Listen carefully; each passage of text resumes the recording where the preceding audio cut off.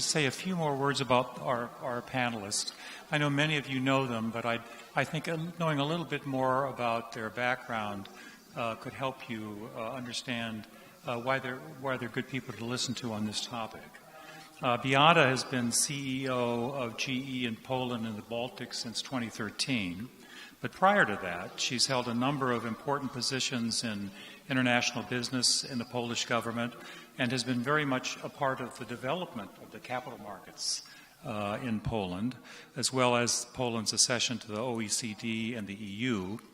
Rafał is a partner with the private equity firm of Enterprise Investors, which really is a real pioneer and a real leader in that industry in this region. Prior to joining Enterprise Investors in 2002, Rafał was associated with a number of technology businesses in technical, consulting, and managerial capacities. Jacek, in addition to being the president of the and co-founder of the ABSL, has over 20 years' experience managing investments, M&A, operations, and restructurings of businesses worldwide, including shared services with Hewlett-Packard, and is today working with Oaktree Capital Management and Cornerstone Partners to buy and build a Polish-European outsourcing platform business. But as Steve Jobs might say at a product offering, there's just one more thing that you should know about Jacek. Both he and I went to a school a long way from here called Indiana University in Bloomington, Indiana, and that makes us go by the nickname Hoosiers. So somehow in Łódź, Poland, you have two Hoosiers in front of you. Two fellow Hoosiers, that's pretty rare, especially in Łódź. That's got to be a good thing. It probably won't happen to you again. But let's start with Beata. I mean, I think Poland really is a poster child for the power of what direct investment and strategic investing can do. GE has been at it here for, 25 years or so. And I guess you're not stopping. There's still more? Yes, we are still hungry. We have been here for 25 years. This is the year when we celebrate this anniversary. And last December, we announced our newest investment. Having 7,500 people today, we decided to expand in a new area. So that was not M&A type of a transaction, that was just a greenfield. We decided together with Lufthansa, this is our joint venture, we decided to open a service shop for our biggest engines that are in the fleet of Lufthansa. And the process of selection, of finding the best place for this state-of-the-art investment, because this is going to be the service shop, but for the biggest, newest engines, and one of them, these are going to be two engines under service. One of those engines is not in operation yet, so it's still in a production phase. So the process of selection lasted almost 2 years, and the competition among countries, and especially within GE as well within Lufthansa, was so huge because every on my position, my counterpart in Italy, Czech, Philippines, they wanted to attract that investment to their markets. And Poland won. Poland won because of so many aspects, but mainly because of people. And this is something that we always emphasize, and also within our company, with GE, that, 25 years ago, when we were deciding about coming to Poland, the main attractive factor was because of the cheap labor force. It's over. Not because the labor is not cheap anymore, but first of all, efficiency, productivity, commitment of people, of those people to work, to be dedicated to their job, to stay with the employer is huge.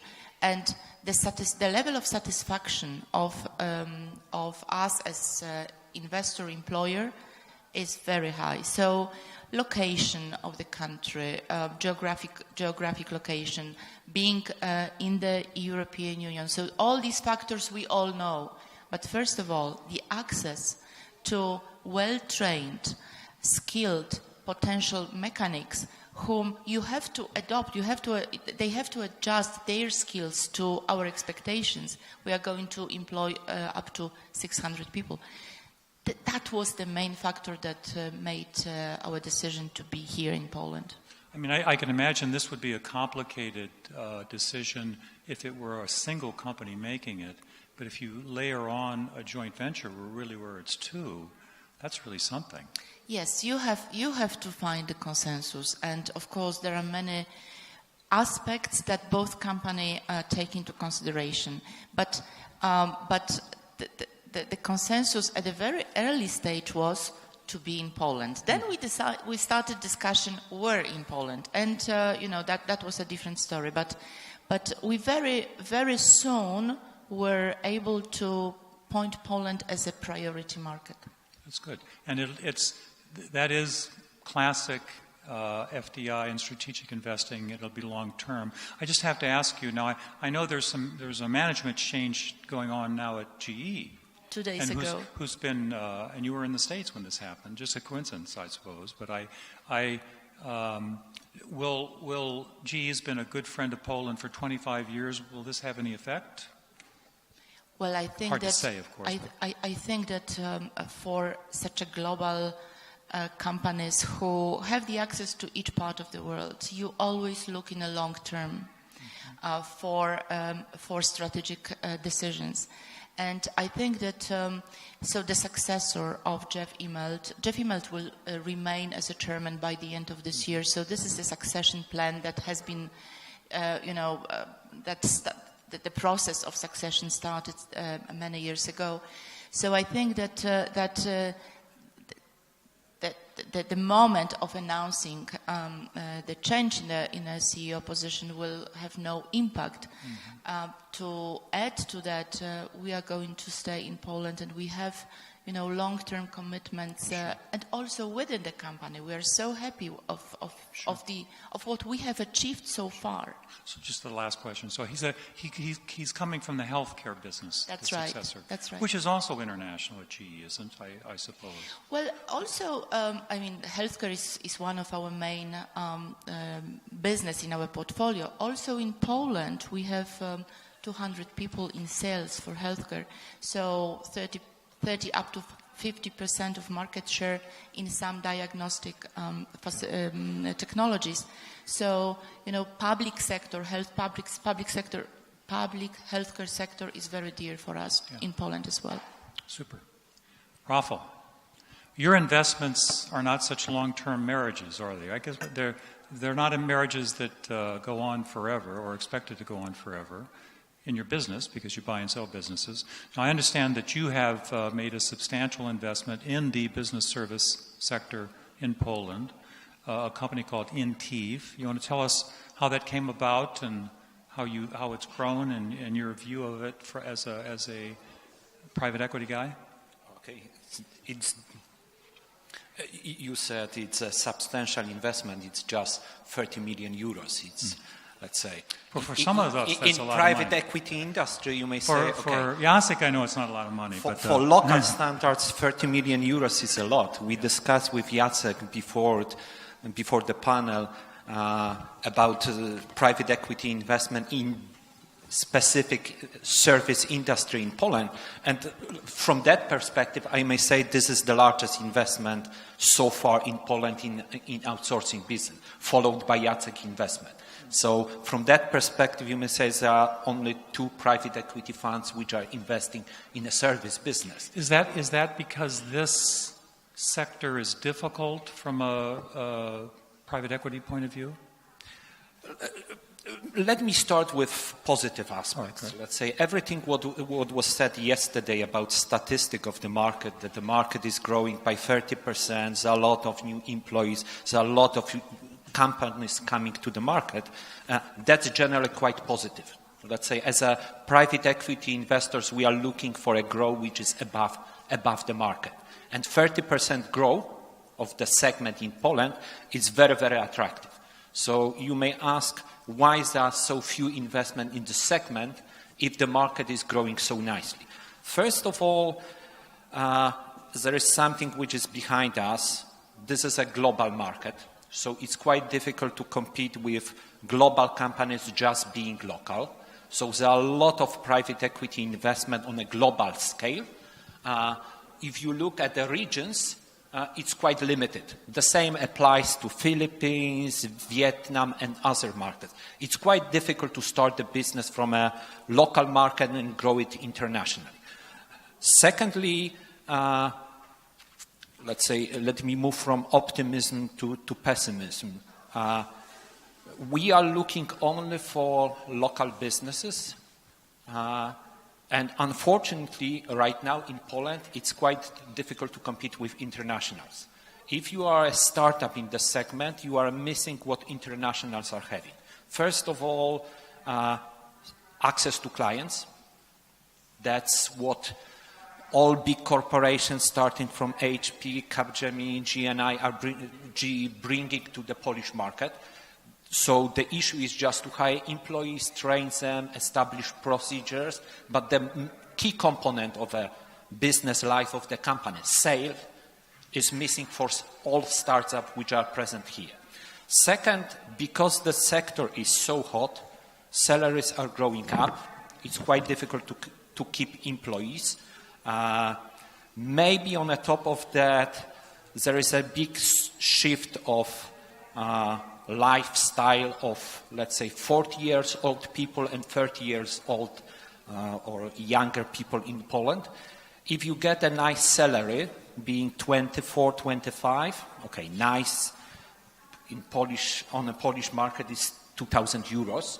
It's quite difficult for a startup to attract people who are paid 2,000, 3,000 euros when they are quite young. So from that perspective, as an investor, we are looking for niches. And let's say the business which I invested, this is a business which deals with R&D department of global corporations. So every time if something is missing, we are selling knowledge. What Beata said, we can't, okay, of course, sometimes we are cheaper than German, French, and UK companies, but right now it's the time to sell knowledge. Maybe, let's say what I said about competing with corporation, we see this wave of changes which are in the segment. Let's say all big corporations came with expat managing the business. Right now we have Polish managers who are managing all those businesses. Probably the next wave, which I probably, okay, this will be in 2 to 5 years, all these managers of global corporation will be, I don't know, 40, 50, a bit tired of corporate life, and they will start setting up companies. So this wave is coming. Right now it's quite difficult to compete. That's why there are just few investment in this segment. So it's a matter of timing. The market isn't right from your point of view. I want to be positive, so I'm saying it's a matter of time. And how did Intiv come to you? I mean, you're on the lookout for all kinds of companies all the time. How did it come? Let's say this is okay. The company was set up by 3 engineers from Nokia, who by accident came to Poland and found that there are a lot of talents here. My first investment was quite small. They were just looking for a working capital, so I invested 4 million euros. Let's say starting from the beginning, the company was servicing only international clients. This was one of the best company servicing Motorola in the 90s and others. I invested in 2012. At the time, the company was looking for, as I said, working capital, and we started a rapidly growing number of employees. Did they find you, or did you find them? I found them. And since 2012, when the business was 150 people, we are adding additional. We are through acquisition. We expanded to Germany. Right now, we have 150 engineers located in Germany. Last week we bought 150 people strong company in Argentina. We are trying to become international to be able to service global businesses. Right now we are 1,100 programmers plus, let's say, 200-300 people from a back office. I mean, just to get a feel for how venture capital works in this space, and you don't necessarily have to talk about Intiv directly, but you will have an exit plan, right? I mean, you're utilizing money for a certain period of time. I don't know in particular if it's 5 years or 10 years or whatever it is, but where do you have to take it in your mind to then exit? Because exit is success. Okay, in this industry, what I said, it's a global industry. There's a lot of larger companies, so trade sale is possible. Another exit option, especially for us, we are as a fund quite experienced investor at the public market. We listed 33 companies at the Polish stock market and one unique at the New York stock market. That's the only IT company from Central Europe which was listed, from technology space, which was listed at the New York Stock Exchange. So the dream is to follow this path and reach what our East neighbors reached. There are two quite successful companies from that industry, one from Ukraine and one from Russia, which is listed, both are listed at the New York Stock Exchange. If we reach size, maybe we will go for listing. Another option, of course, is trade sale. Yeah. And the founders are comfortable with this? That's a big change because, as I told you... But it's part of the venture capital business. I mean, if you're going to be doing this kind of financing, you have to know these sort of things. That's not easy for Central European-based entrepreneurs. We have a bit different dreams than American entrepreneurs. Yeah. And you see, everybody is talking about unicorns, reaching $1 billion market cap. That's definitely too much for local entrepreneurs. They are quite comfortable with reaching 50 million euros, 100 million euros. At this threshold, sure, they are ready to sell. Sure. So our role, in Intiv, I'm mentioning that once again. After 3 years of our investment, we decided to buy out one of the founder for whom this 100 million euros valuation was a perfect one, and he wanted to sell. Our ambitions are a bit, we would like to deliver more. So unfortunately, in Central Europe, at certain stage, you must buy founders to keep the pace of growth. So that's Central Europe, but that's not something that's an issue with this particular sector. That's not, you would find that in your other portfolio investments outside of shared services. That's not a shared services issue. You know, Jacek, I think you've probably done more than anybody that I know to promote shared services and have people learn about it.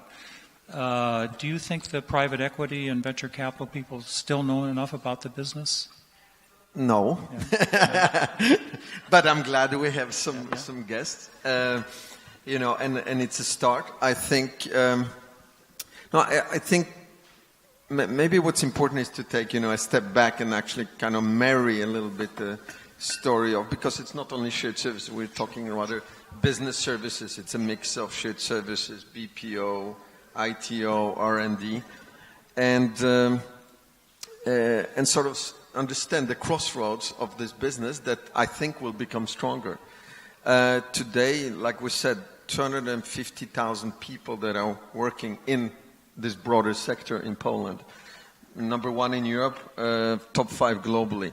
What do we have here? We have certainly the talent, although a lot of it is sitting in global corporation, back offices, or outsourcing businesses that are actually front end, like Capgemini, Accentures, and so on. We have a lot of the knowledge, and I think we are starting to have more willing capital as enterprise investors, as Oaktree Capital. I think there will be additional funds that will be ready to look at this market. And you can approach it, I think, 3 ways. One, with this 250,000 people that shortly will become 300,000, you see a maturation of this business, because it's very different when you set up your own center in the beginning and the first 500 people, and it's very different when you have 1,000 or 2,000 people, where you start considering, okay, should we do everything ourselves or should we give it to a third party?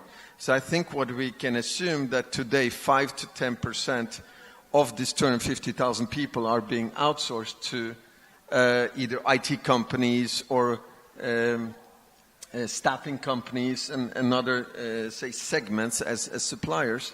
I think this percent will grow to in between 10 and 30%.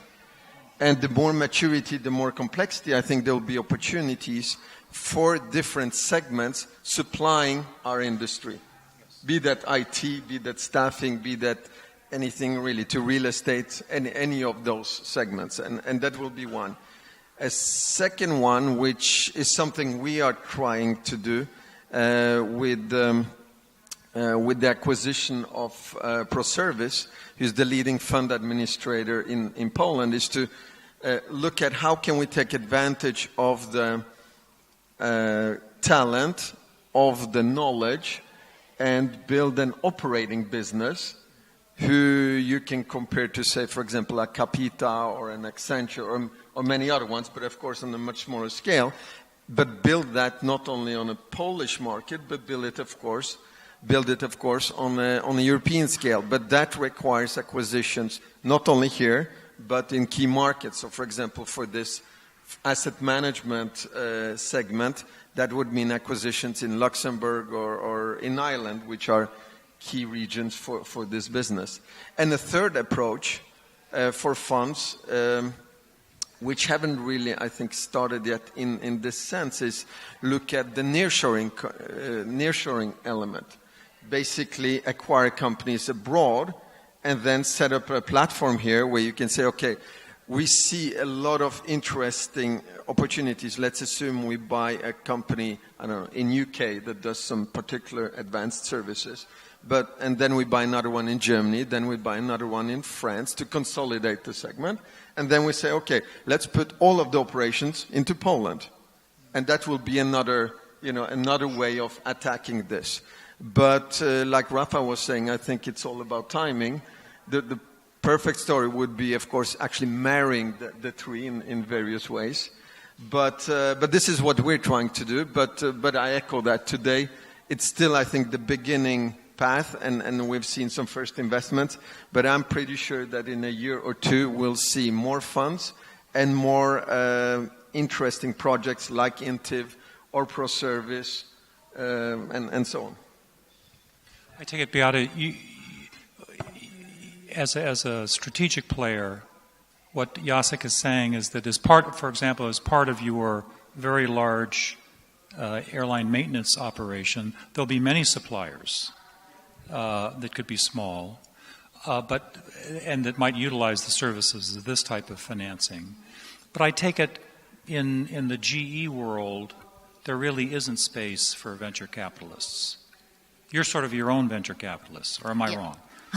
Yesterday I mentioned that we call ourselves 125-year startup, so we still feel like a venture capital, or we try to behave or in a decision-making process.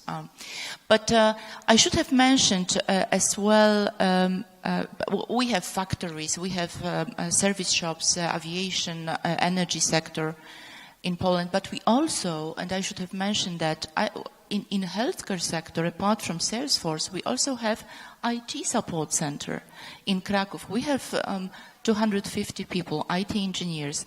And listening to what you both were saying, I think Poland is number one, is really the priority of choosing the location, because this is our internal support team. So it could be located everywhere. And of course, we have had some challenges of finding people, because this market is a little bit saturated so far already. But 20% of employees come from outside of Poland, which means that once you think... At your service center? Yes, at our service center in Kraków. So we have 20% of, mainly from Ukraine, Belarus, Russia, but also from Latin America. So the recruitment process lasts longer than it used to take place 10 years ago. But, we find people who are ready to come to Poland from even, another part of the globe. Maybe let me share one recent observation. So for those expats, for Polish people, for Polish or for employees who we employ in GE, because English language is daily, and this is how they talk to other people within GE. We organize training courses of English. That 20% of expats came to us and said, look, we would like to learn Polish. So they have plans to remain in this country. So I think that this is also good to see from that perspective that this country is the new home for many people who just come to work, but also have plans to remain. It'll change. Poland will continue to change. Jacek, did you have a... Okay, maybe one example of what I said before, that as I private equity investor, we are looking for niche businesses. Healthcare, this is the segment when costs are extremely high. One of our portfolio companies which specialize in stem cells, we are having a lab in Warsaw. We are hiring a lot of talented doctors who are separating stem cells from a cord blood. And right now, the lab in Warsaw is the largest in Europe in the industry. And it was always a big surprise for me. Stem cells which are stored in Warsaw are coming from Spain, Italy, Turkey, Romania, Hungary, Baltic states. We cannot store from Germany and France. This comes from regulations. But right now, because of the cost of the industry, it's just costs are reasonable in Poland, and all Western European customers don't mind that their stem cells are stored in Warsaw. Well, I know we want to be timely. Anything else anyone would like to say? I think it's great. I thank you all for sharing your insights. Thank you.